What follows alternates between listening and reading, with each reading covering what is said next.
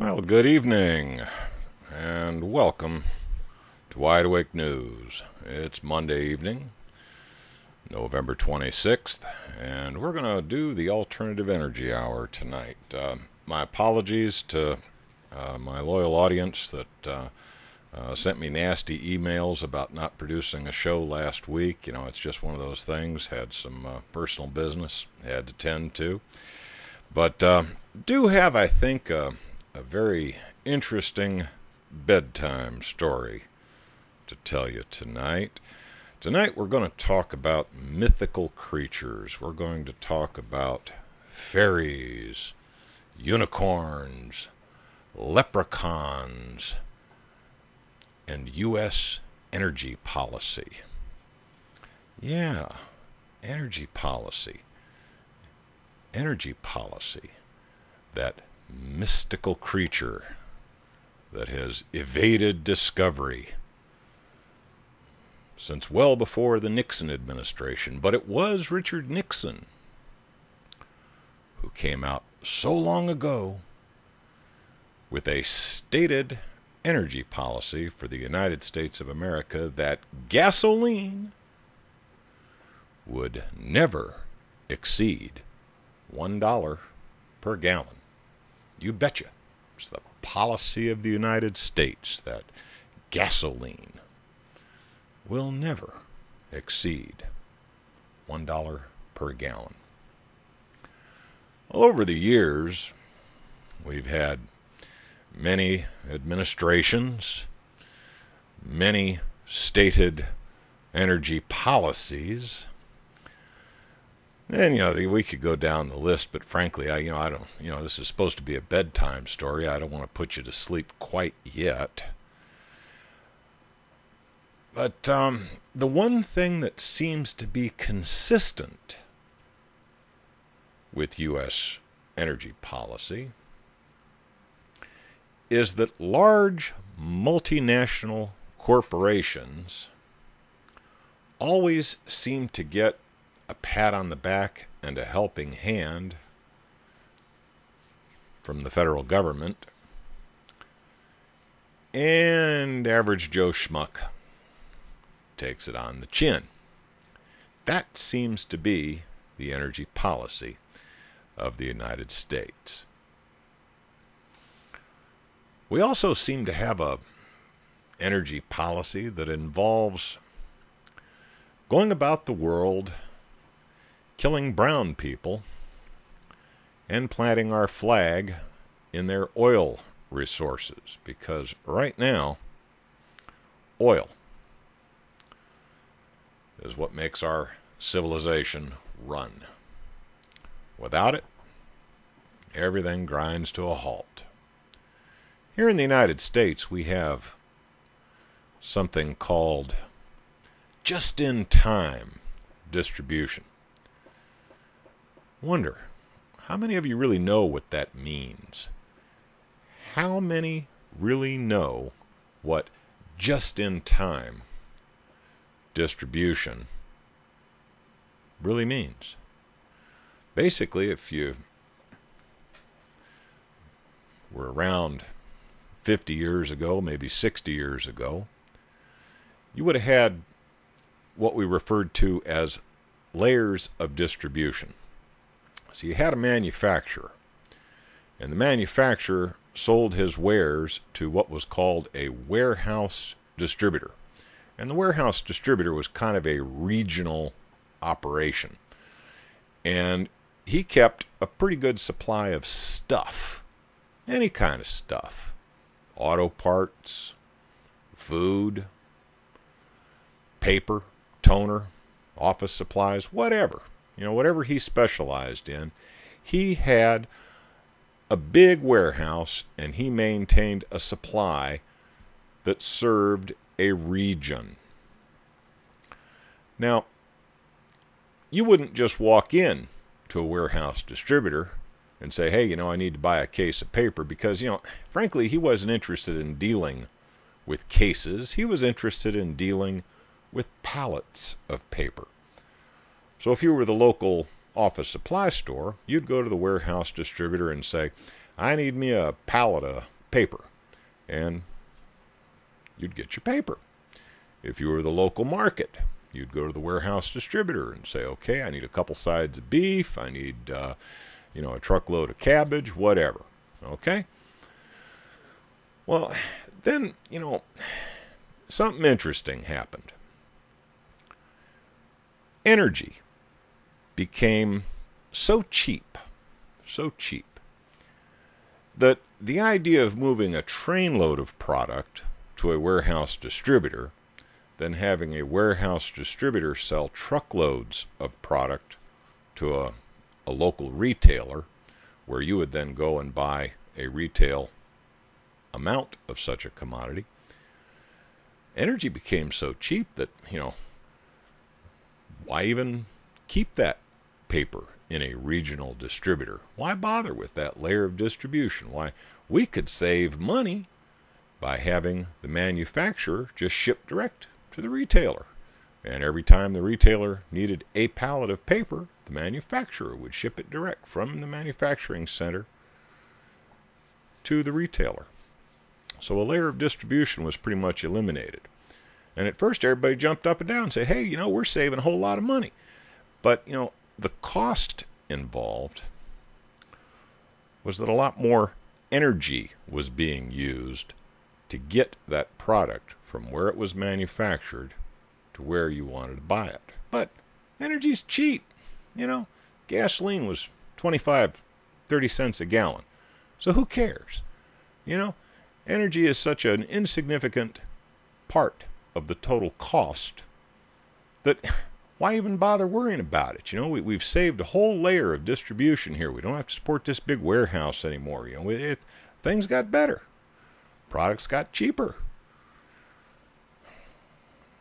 The problem is we've introduced a frailty in our distribution system.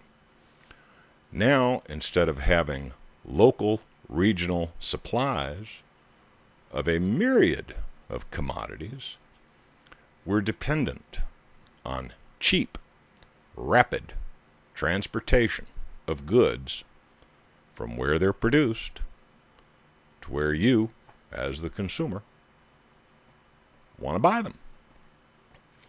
Now, as long as there is an uninterrupted flow of inexpensive energy, in our case, in the form of diesel fuel and or gasoline, everything works fine.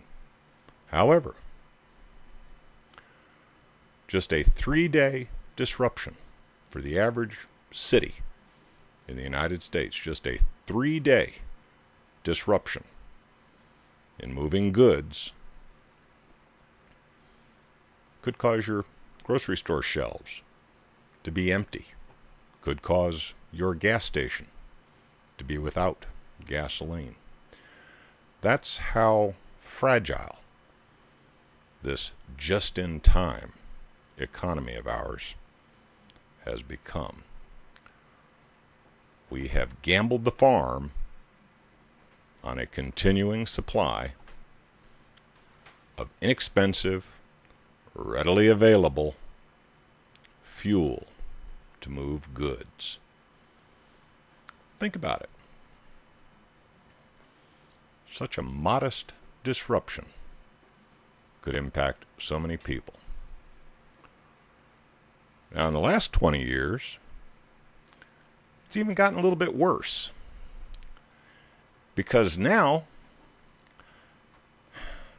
the products that we want to buy aren't even manufactured here in the United States. Much of the food that we depend on isn't grown in the United States. So now, we don't have to worry whether or not we're going to get the produce from California to Chicago. We'll be back in just a moment. Please stand by.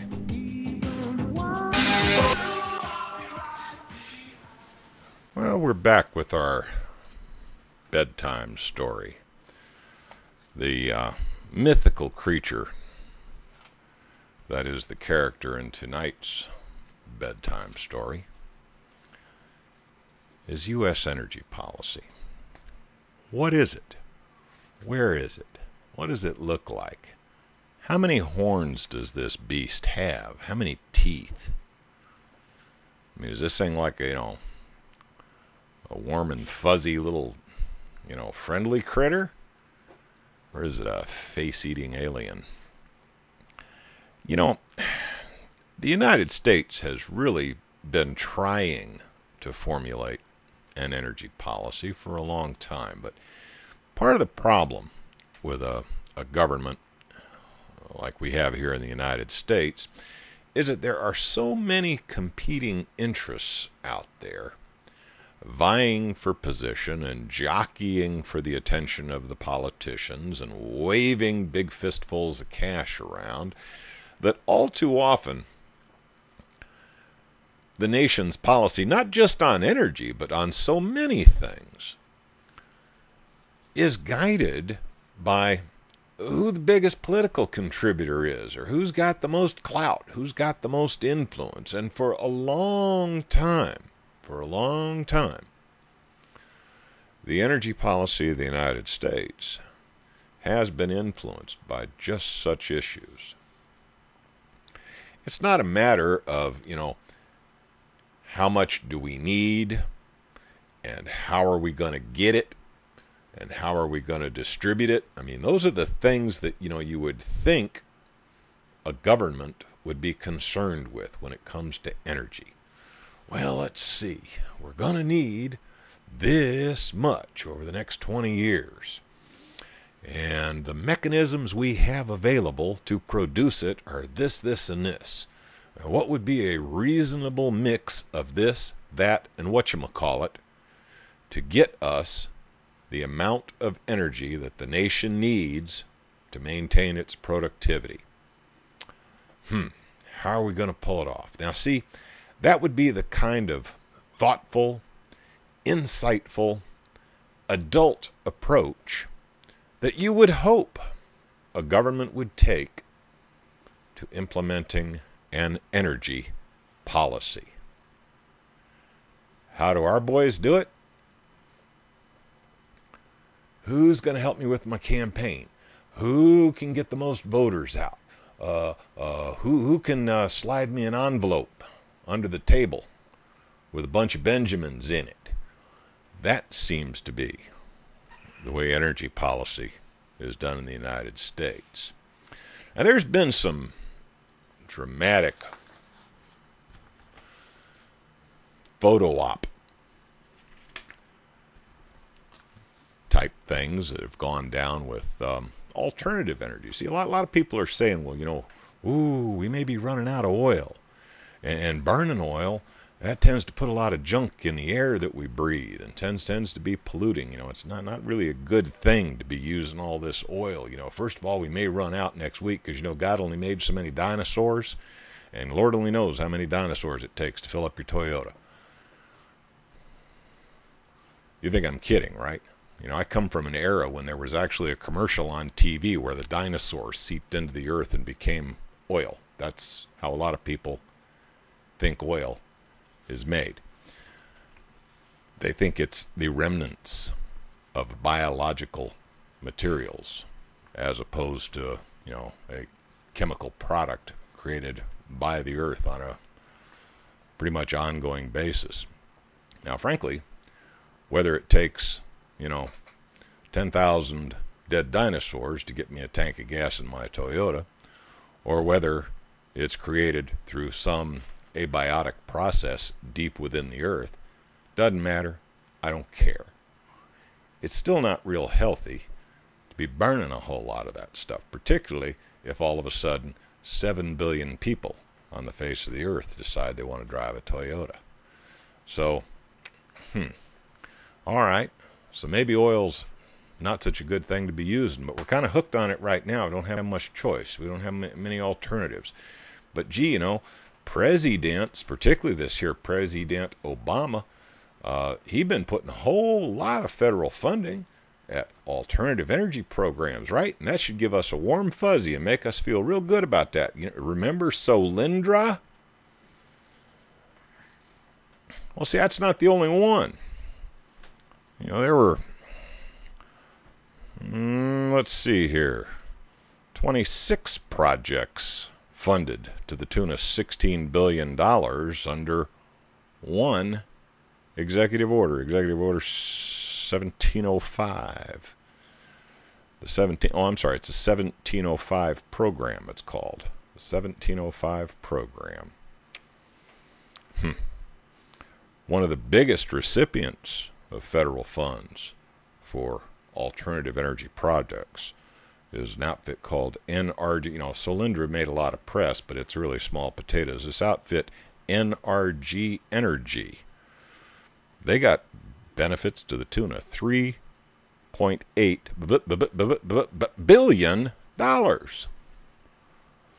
off of this 1705 program. Same program that Solyndra got funding for. Do you know who owns NRG Energy?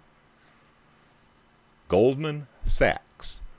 Now, Goldman Sachs is a big investment bank. Now, you would think that if this was a reasonable investment, Goldman Sachs would have plenty of their own money to put into it. They wouldn't be needing to come with hat in hand to the government, expecting a, government guaranteed loan.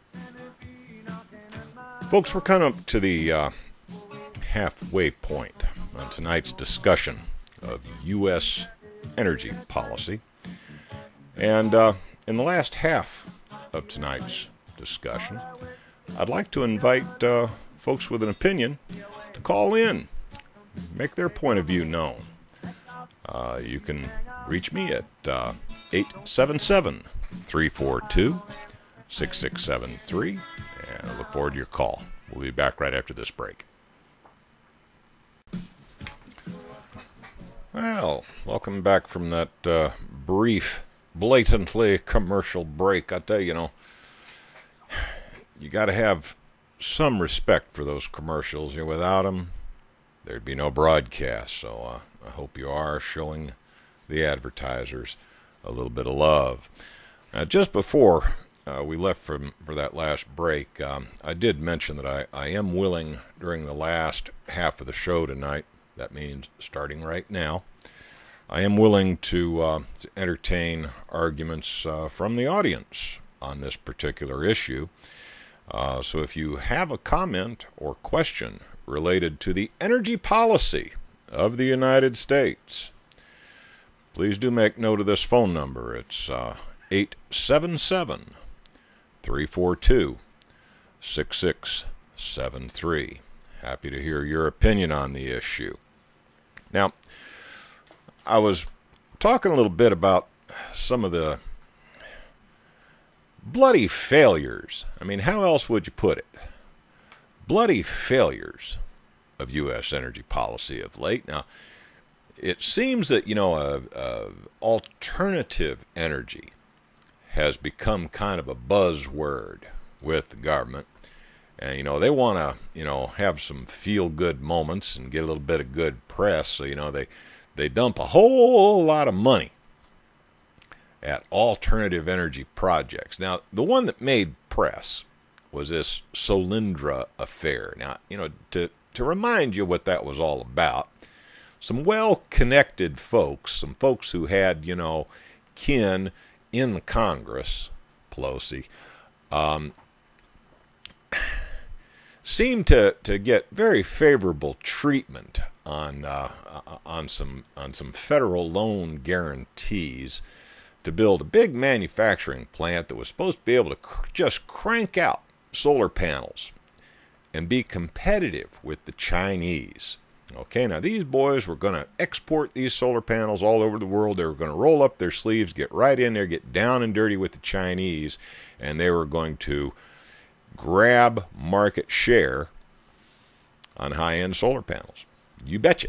Sounds like a damn good place for the government to invest, right? I mean, if you really want to promote alternative energy, you got this proven technology, solar.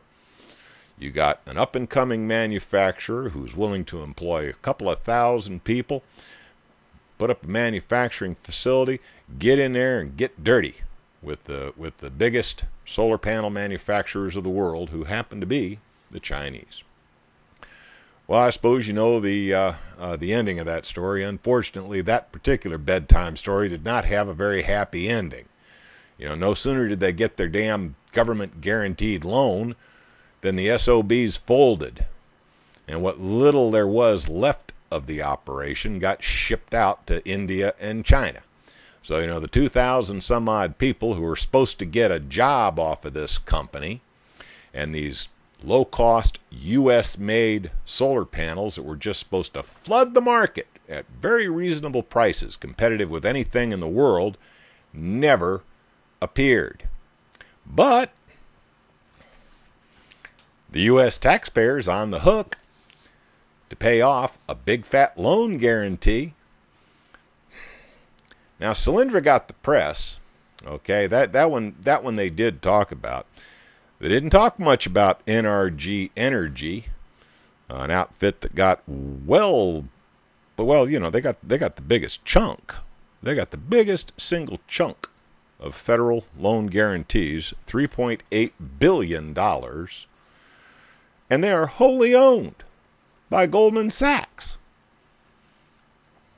Now, why the hell does Goldman Sachs need a federal loan guarantee program to get involved in a business that you would think they're savvy enough to get into on their own and make a profit? I mean, they are, after all, cagey investment bankers who's supposed to know their business.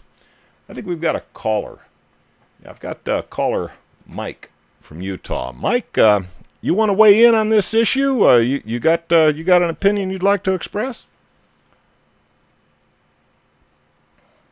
Mike from Utah, are you there?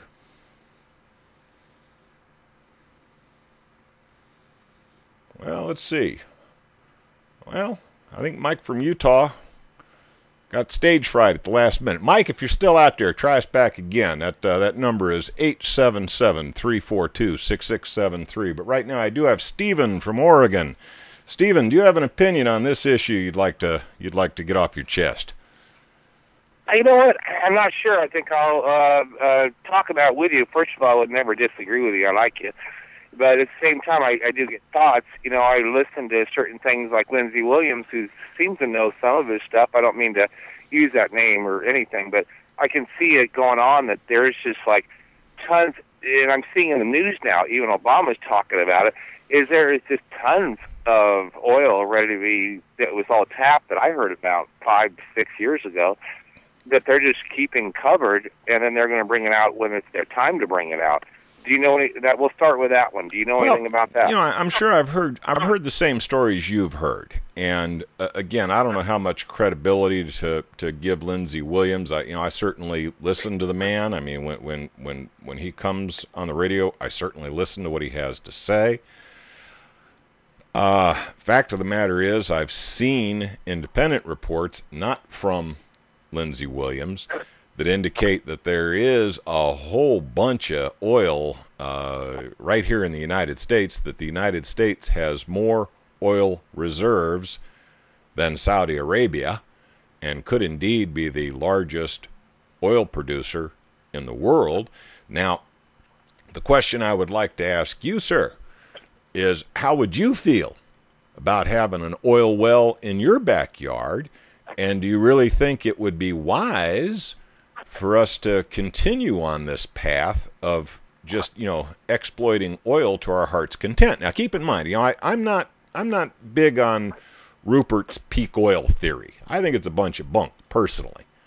But there is this environmentalist in me. I'm a classic environmentalist. I'm a Teddy Roosevelt type environmentalist. I mean, take what you need and leave the rest, and don't make things so nasty that your grandchildren can't breathe. And I'm thinking about it, well, is it, even if we've got all the oil in the universe, is it really that wise to use it? What do you think? Well, I would think I would rather not use that. And I guess there's two points to that question. And the first one would be, if I had an oil thing, I would probably want to hold on to it and watch. I'd probably want to keep quiet about it, and I would want to see if I was that type of person, which they are. And so that's what I would do. But at the same time, I don't know what I would do. I've never really thought about that. If I actually had some, I don't know what I would do with that, because I'd be doing a twofold thing. I would be supporting a system that I disagree with. At the same time, man, I got some money. So I'd have to think about that one. What I would add to that, though, is that I believe, like Tesla and a lot of the things that come, I got dozens of examples where they just crush any alternative energy. And then you've got things like, I believe that they're in chemtrails, okay? And so how are my solar panels lose 60%, not 60, 40% on bad days that I can't even use my solar panels? And so I'm looking at that. I know the wind is a complete joke, but there are alternatives that I have heard about. I'm going to give you one story real quick. There was this 16-year-old kid, he was Chinese, here in Portland, Oregon. It was mainstream news, and he came up with a solar panel that was just, it's so awesome, it's unbelievable, and probably reduced prices to a half. Mainstream news. And I haven't heard from it since. He won an award, and federal government gave him an award, everything else, and then he's gone now. 16-year-old Chinese kid. And but there ain't one on the end cap at Walmart, is there? Anything they can. Stephen, I gotta let you go at this point, Stephen. I do have two other calls in the queue, and I hear the music coming up in the background, so we're gonna have to take a quick break. We'll be right back with I believe Mike came back on, so we'll be back right after the break. We'll hear what Mike has to say. Okay, and we're back from that break. We heard from Stephen from Oregon. I understand that Mike from Utah has come back online. Mike, are you there? You still with me? Yeah, I'm here, Gary. Thank you very much. Well, I appreciate you calling in. Like to hear your opinion on the issue. What's your take on it?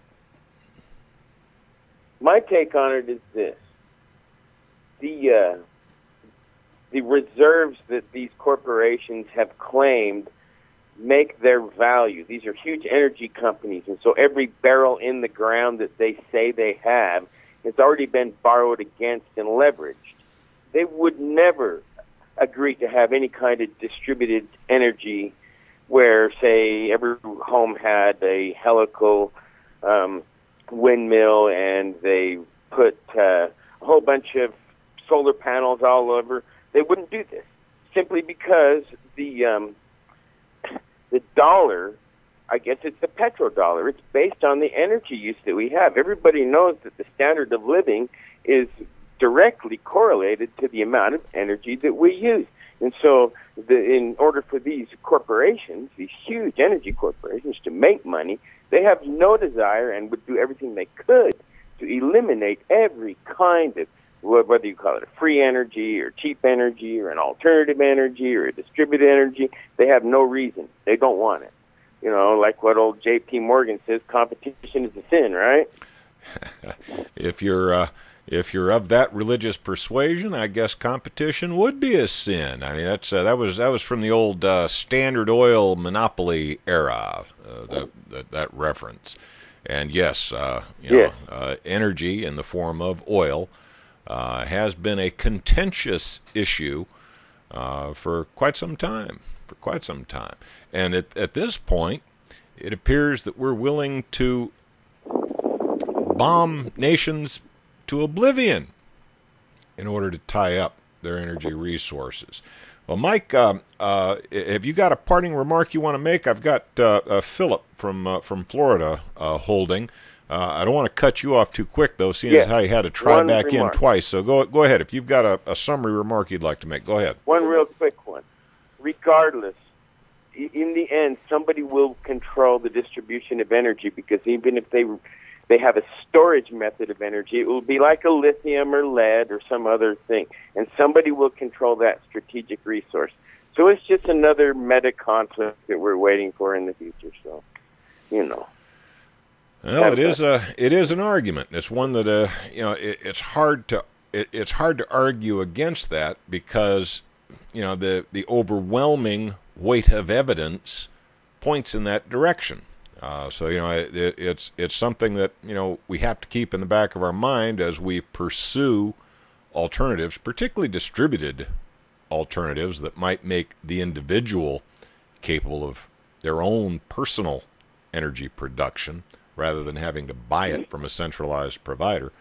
The chances of that being easy or cheap to do are pretty slim, because there are forces that have a lot of money and a lot of political influence that don't want it to work that way.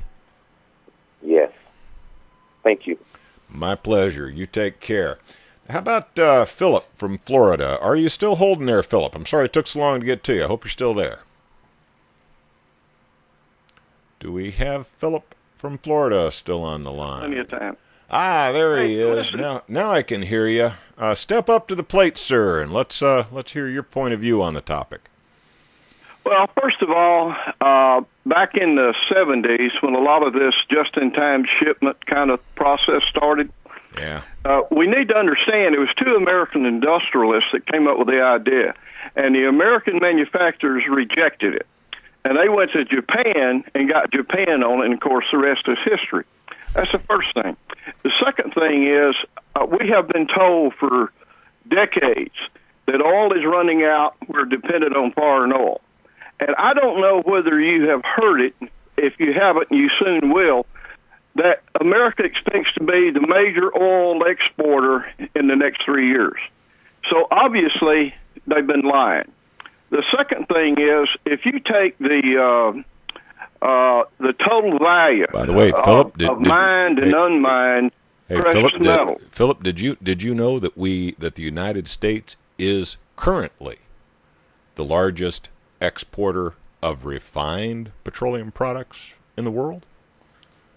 And here we haven't built a refinery since the 1970s, but somehow we've got enough excess oil refining capability that we are the largest exporter of refined petroleum products in the world. The ones they got massively. I mean, some that they have now, new ones that's been around a long time, they can do 10 times as much as they used to. That's right. But I'm just saying, we're talking about oil in the ground. Yeah. Is that we hear about Saudi Arabia, but the point I'm making is, all of a sudden now we're going to come online as the biggest oil producer in the world. And they've been telling us we were starving for oil. That one of those is untrue.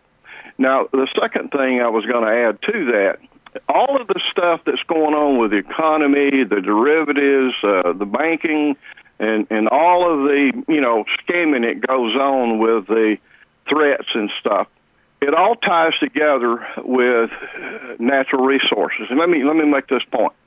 If you add up all the rare metals, and there's three: gold, silver, platinum, they are just about equal to what our $16 trillion deficit is, and that includes what's in the ground and what's already been mined. That's interesting. The second thing is, if you add up all of the resources like timber, crops, coal, oil, gold, and everything around the world, interestingly enough, it almost equals what the suspected total amount of the derivatives are. Now, it's really funny, but imagine a situation where this fiat currency has no value, but it happens to be relative to the amount of raw materials that a country has under the ground. It's a form of collateral. So if you really look at the kooks that put this whole thing together, they weren't really worried about the current value of those assets, the current value of those derivatives. They wanted to hang paper somewhere close to what the natural resources that country could produce. That's why they're hanging in there, is because even though it's in the ground, you owe us so much gold. So if you put it all in a bag and shake it up, it's nothing but greed. Well, you know what really scares me, Philip, is that there really are these little gray guys from Zeta Reticula or wherever the hell they come from, and they're the ones that own all the paper. And we're going to wake up one day and find out that these face-eating gray aliens own the entire solar system. Take a look at it, Gary. Well, no, believe me, I know you're right. I know the numbers work. I'm saying, look, I'll make a statement to you. I don't want to say too much because there's folks who recognize my voice. But what I'm trying to tell you is the more mentally advanced you become, the more your conduct must have integrity. And there's a very simple reason. There's always something smarter than you are. And, you can get away as a primitive society with being crazy, like back in the 70s. I stood up, first of all, I worked with a company, was an defense contractor, all that kind of stuff. And I worked in one of the two best managed companies in America, and the other one was IBM. And our labs was more well-known than Bell Labs. But anyway, here's the point. I stood up when they started going this international thing, and I said, you guys, and I'm a Southerner, as you can tell, I said, you guys are crazy as hell. When you start seeing those jobs over there, it'll take 20 years, but who's going to be able to buy your stuff? So, that's number one. It actually happened, and of course, I demoted myself and came back south, and I've been prepared for this, and I watch it. I'm pretty confident about knowing what's going to happen. But my point is, it all has to do with greed. I mean, all of these things that's going on with politics, the election, electronics, and computers. You got to understand, anything that anyone can do with a computer, somebody else can do better. The problem that we have going into this automated digital world is you're opening the entire world up, and there's smart guys out there that don't do anything but sit around and think of something to do. And the Internet, for example, is extremely vulnerable, and it's vulnerable around the world. And there's a lot of dumb decisions being made. Well, for example, Microsoft and the government and everything. Give you an indication. The kid that was going to be extradited from England for hacking the Pentagon's computer, and they can, get 10 or 20 year sentence. He didn't hack their computer. He went down to the local software shop and bought a little scanning routine that came back, and it just looked for log-on sites that had no passwords. So they left their door open. He went in, looked in, to see what was going on. They're going to give him 20 years in jail. The problem we've got is we're really irritating the rest of the world by demanding that we're the big cops, you do what we say, and that just don't work in the digital world. You got to be able to block, and in most cases, you can't block. There's always some way you can be gotten around. So it all comes down, if you don't want it seen, don't put it on the Internet.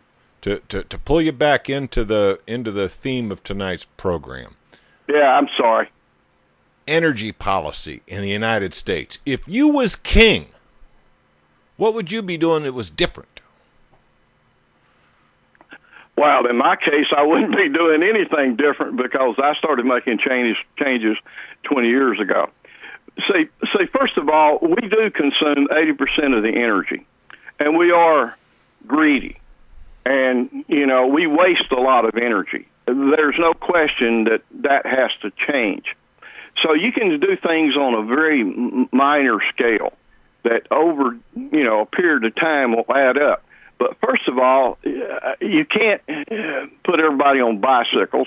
China would like that, but look what they got. They got cars now. But you got to go to some kind of battery. There's no question about that. And I really believe that. Well, Philip, run out of time, man. Do appreciate your opinions, but it's time to close her down for the night. Thank you so much.